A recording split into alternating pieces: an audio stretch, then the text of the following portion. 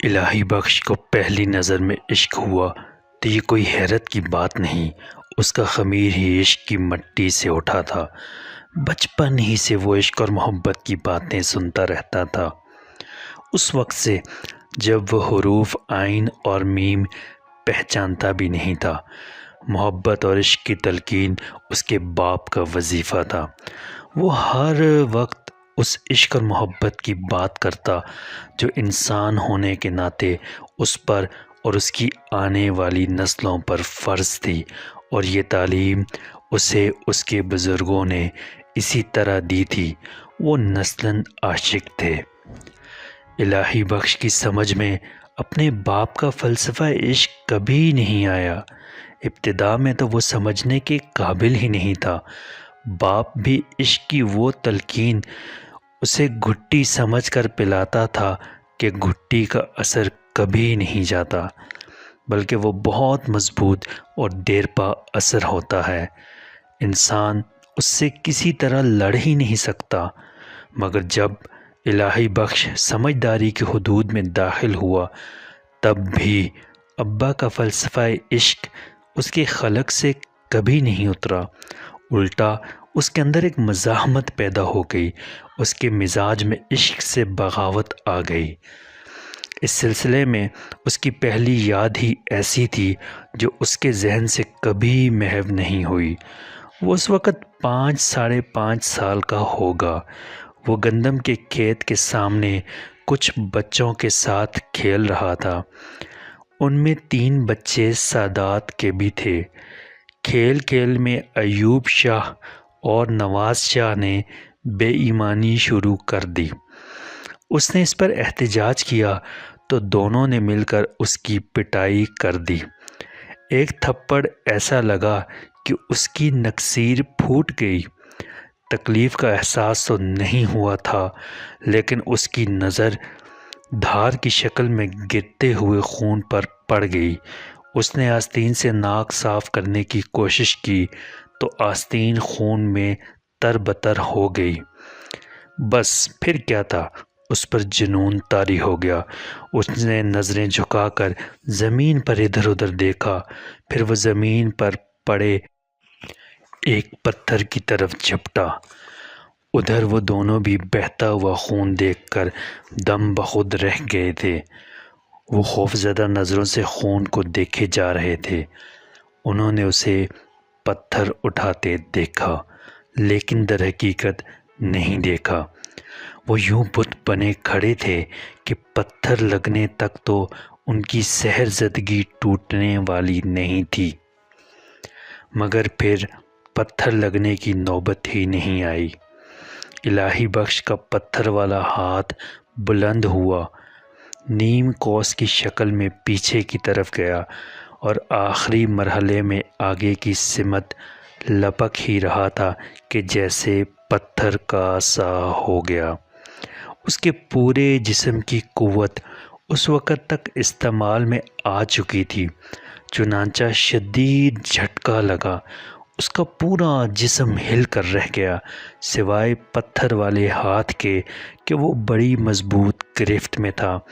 اس کا جسم آگے کی طرف گیا اور پھر رد عمل کے طور پر پیچھے ہٹا۔ ذرا سنبھلنے کے بعد اس نے سر گھما کر دیکھا، اس کا پتھر والا ہاتھ ابا کی گرفت میں تھا۔ وہ ہاتھ چھڑانے کے لیے زور لگاتا رہا، لیکن ابا کی نگاہوں میں جتنی نرمی تھی، گرفت میں اس سے زیادہ سختی تھی۔ ابا چھوڑ دو مجھے، وہ چلایا، میں ان کا سر پھاڑ دوں گا۔ نہ بال کے پتھر پھینک دے، ابا نے بہت شیریں لہجے میں کہا۔ ابا انہوں نے مجھے مارا ہے، یہ خون دیکھو، اس نے فریاد کی۔ پتھر اب بھی اس کے ہاتھ میں تھا۔ میں دیکھ رہا ہوں، تو پتھر تو چھوڑ، پھر میں کچھ کرتا ہوں۔ کچھ کرتا ہوں؟ اس سے الہی بخش کو آس تو بندھی، لیکن وہ ہچکچا رہا تھا۔ پتھر اس نے اب بھی نہیں چھوڑا۔ تو میری بات نہیں مانے گا؟ باپ نے اس پر آنکھیں نکالی۔ اس بار ننھے الہی بخش نے پتھر ہاتھ سے چھوڑ دیا۔ باپ نے فوراً ہی سے گود میں اٹھایا اور گھر کی طرف دوڑ لگا دی۔ گھر میں گھستے ہی وہ صحن میں لگے ہینڈ پمپ کی طرف لپکا۔ اس نے الہی بخش کو بٹھایا اور خود پمپ چلانے لگا۔ ٹھنڈا ٹھنڈا پانی الہی بخش کے سر پر گرا تو وہ اچھلا۔ وہ بھاگنے ہی والا تھا کہ باپ نے ڈپٹ کر کہا، بیٹھا رہ، ابھی خون رک جائے گا۔ ماں آوازیں سن کر کمرے سے نکلی تو یہ منظر دیکھ کر ان کی طرف جھپٹی۔ کیا ہوا؟ کیا ہوا؟ کچھ نہیں، کھیل میں چوٹ لگ گئی ہے، نکسیر پھوٹی ہے، تم چلو میں پانی لے کر اس کی ناک میں ڈالو۔ ذرا دیر میں خون رک گیا، مگر اس وقت تک الہی بخش کے کپڑے بھیگ چکے تھے اور اسے سردی لگ رہی تھی۔ چل اندر چل، باپ نے اس کا ہاتھ تھاما اور کمرے کی طرف چلا۔ تم اس کے کپڑے نکالو، اس نے بیوی کی طرف دیکھے بغیر کہا۔ الہی بخش کو کپڑے بدلوانے کے بعد ماں نے اس سے پوچھا، اب یہ تو بتا ہوا کیا تھا؟ اماں، وہ کھیل میں بے ایمانی کر رہے تھے، میں نے منع کیا تو دونوں نے مل کر مجھے مارا، الہی بخش نے منہ بسورتے ہوئے کہا۔ وہ دکھ اور شرمندگی سے شل ہو رہا تھا۔ دکھ اس بات کا نہیں تھا کہ اسے چوٹ لگی، دکھ تو یہ تھا کہ وہ بدلہ نہیں لے سکا۔ اس کی آنکھوں میں پھر آنسو آ گئے۔ کون تھے وہ؟ تو مجھے بتا، میں ان کی خبر لوں گی۔ ماں ببھر گئی۔ ایوب شاہ اور نواز شاہ، اس نے بتایا۔ نام سنتے ہی ماں کو بھی سانپ سونگھ گیا۔ پھر وہ سنبھل کر بولی، تو بیٹھ، میں تیرے لیے دودھ لاتی ہوں۔ ننھے الہی بخش کی مایوسی کی کوئی حد نہیں تھی۔ باپ نے تو اسے مایوس کیا ہی تھا، لیکن ماں تو ان کی خبر لینے جا رہی تھی۔ پھر اسے کیا ہو گیا؟ ان کے نام سنتے ہی اس کا رویہ کیوں بدل گیا؟ اس سوچ کے ساتھ ہی اسے غصہ آنے لگا۔ اس نے سوچا کہ اسے ہی کچھ کرنا ہوگا، اور یہ مشکل بھی نہیں تھا، موقع تو ضرور ملے گا، بس پھر وہ پتھر اٹھائے گا اور بیٹے یہ خیال دل سے نکال دے۔ باپ کی آواز نے اسے چونکا دیا، وہ جیسے اس کی سوچیں پڑھ رہا تھا۔ کیا ابا؟ وہی جو تو سوچ رہا ہے۔ اتنی دیر میں ماں دودھ کا پیالہ لے آئی تھی۔ لے، یہ پی لے۔ الہی بخش نے پیالہ لینے کے لیے ہاتھ نہیں بڑھایا۔ میں دودھ نہیں پیوں گا اماں، اس نے جواب دیا۔ وہ اس وقت کچھ پینا چاہتا تھا تو صرف ان دونوں لڑکوں کا خون جنہوں نے اس کے ساتھ زیادتی کی تھی۔ پی لے بیٹا، ماں کے لہجے میں اصرار تھا۔ الہی بخش نے جیسے ماں کی بات سنی ہی نہیں۔ میں انہیں نہیں چھوڑوں گا اماں، میں بدلہ ضرور لوں گا۔ بلکہ میں نے کہا نا، یہ خیال دل سے نکال دے۔ اس بار باپ کا لہجہ بہت سخت تھا۔ نہیں ابا، میں نہیں چھوڑوں گا انہیں۔ آج تو تم نے مجھے روک دیا، لیکن موقع ملتے ہی میں… باپ کا ہاتھ اٹھا، لیکن ماں نے اسے روک دیا۔ وہ اسے مستفسرانہ نگاہوں سے دیکھ رہی تھی۔ یہ پتھر اٹھا کر انہیں مارنے والا تھا، وہ تو میں پہنچ گیا، ورنہ غضب ہو جاتا۔ الہی بخش کی سمجھ میں نہیں آیا کہ کیا غضب ہو جاتا۔ انہوں نے اس کا خون نکالا تھا، وہ پتھر مارتا تو ان کا بھی خون بہتا، اس میں غضب کی کون سی بات تھی؟ تم اسے پیار سے سمجھاؤ نا، ماں بہت دھیرے سے کہا۔ باپ کی سمجھ میں بات آ گئی، سختی سے نفرت پیدا ہونی تھی، اور پھر وہ ہر وقت ہر پل تو اس کی چوکیداری نہیں کر سکتا تھا۔ پیار سے سمجھانے میں ہی بہتری تھی۔ اس نے الہی بخش کو کھینچ کر سینے سے لگایا، خوب پیار کیا، اور پھر اسے گود میں بٹھا لیا۔ دیکھ میرا بیٹا، تو پہلے دودھ پی لے، پھر میں تجھے سمجھاؤں گا۔ بپھرے ہوئے شیر جیسا الہی بخش باپ کے بوسوں سے بھیگ کر ایک دم بکری بن گیا۔ دودھ پینے کا اس کا دل نہیں چاہ رہا تھا، لیکن باپ کے اصرار پر اس نے پی لیا۔ ماں خالی پیالہ واپس لے گئی تو باپ نے بات شروع کی۔ دیکھ بیٹے، یہ باجی لوگ ہیں نا، یہ ہمارے پیارے نبی صلی اللہ علیہ وسلم کی اولاد ہیں، اور پیارے نبی صلی اللہ علیہ وسلم پر جان، مال اور اپنا سب کچھ قربان کر دینا ہم پر فرض ہے۔ ہماری زندگی کا مقصد ان سے محبت کرنا ہے۔ تو سمجھ رہا ہے نا؟ الہی بخش نے سر کو تفہیمی جنبش دی۔ یہ تو وہ اب تک سمجھ چکا تھا۔ باپ اسے یہ باتیں بہت عرصے سے سمجھاتا رہا تھا۔ تو باجی لوگوں کی اور ان کی اولاد کی عزت کرنا، ان سے محبت کرنا ہمارا فرض ہے، چاہے وہ ہمارے ساتھ زیادتی کریں؟ الہی بخش نے حیرت سے پوچھا۔ ہاں، باپ نے مستحکم لہجے میں کہا، یوں ہم عزت کریں تو کون سا کمال ہوگا؟ ہاں، زیادتی سہ کر بھی ان کی عزت کریں تو اللہ بھی خوش ہوگا اور اس کا رسول صلی اللہ علیہ وسلم بھی، اور اللہ خوش ہوگا تو انعام بھی دے گا۔ ابا، باجی لوگوں کو پولیس بھی نہیں پکڑ سکتی؟ الہی بخش کے معصوم ذہن نے ایک اور سوال اٹھایا۔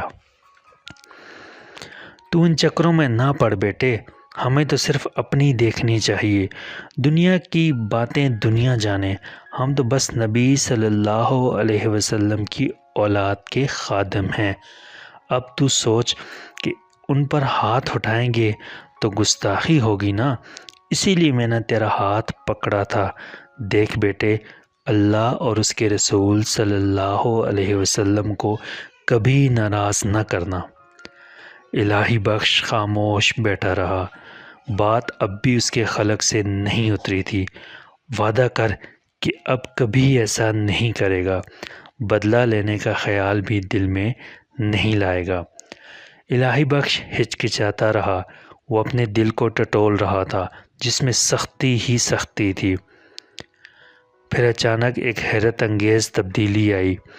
اس کے ننھے سے دل میں درگزر کی نمی پھوٹی اور لمحوں میں جیسے پتھر موم ہو گیا۔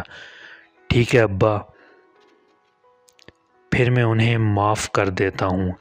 باپ کے چہرے کی رنگت متغیر ہو گئی۔ یہ بھی گستاخی ہے بالکہ، ایسی بات زبان پر نہیں لاتے، دل میں بھی نہیں سوچتے، بس بات ختم کر دیتے ہیں۔ باپ کے لہجے کی سختی نے اسے ڈرا دیا۔ ٹھیک ہے ابا، اس نے آہستہ سے کہا۔ اس وقت وہ چھوٹا تھا، اسے بحث کرنی نہیں آتی تھی۔ وہ بڑا ہوا تو وہ بحث کرنے لگا۔ اس کا باپ پڑھا لکھا تو نہیں تھا، لیکن جواب دینے اسے خوب آتے تھے۔ اس کے پاس وہ دانش تھی جو صرف عشق سے آتی ہے۔ ایسی ہی ایک بحث کے دوران الہی بخش نے کہا، ابا، یہ سادات کچھ کرتے ہوئے اپنے نام و نسب کا لحاظ کیوں نہیں کرتے؟ باپ نے نظریں اٹھا کر اسے گھورا۔ کیا مطلب ہے تیرا؟ میں یہ کہہ رہا ہوں ابا کہ زیادہ تر ان کا عمل لائق احترام نہیں ہوتا۔ وہ برے کام کیوں کرتے ہیں؟ برائی میں کیوں ملوث ہوتے ہیں؟ دیکھ بیٹے، آدمی اپنے اعمال پر نظر رکھے تو اسے کبھی دوسروں کی طرف نظر اٹھا کر دیکھنے کی ہمت بھی نہیں ہوتی۔ تو اپنے اعمال پر نظر رکھا کر بیٹے۔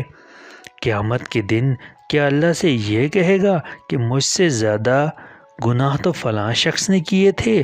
دیکھ، حساب تو آدمی کو صرف اپنا دینا پڑے گا۔ ایک اور موقع پر الہی بخش نے کہا، ابا، تم عشق کی بات بہت کرتے ہو، کہتے ہو زندگی کا مقصد عشق ہونا چاہیے، عشق اللہ سے اور اس کے رسول صلی اللہ علیہ وسلم سے۔ یہ تو بتاؤ، یہ عشق کیا چیز ہے؟ مشکل ہے کہ آسان ہے؟ مجھے محبت بہت آسان لگتی ہے، کرنے کی ضرورت ہی نہیں پڑتی، ہو جاتی ہے تو ہو جاتی ہے، نہیں ہوتی تو نہیں ہوتی، مگر اتنا بڑا مسئلہ تو نہیں لگتا جتنا تم اسے بتاتے ہو۔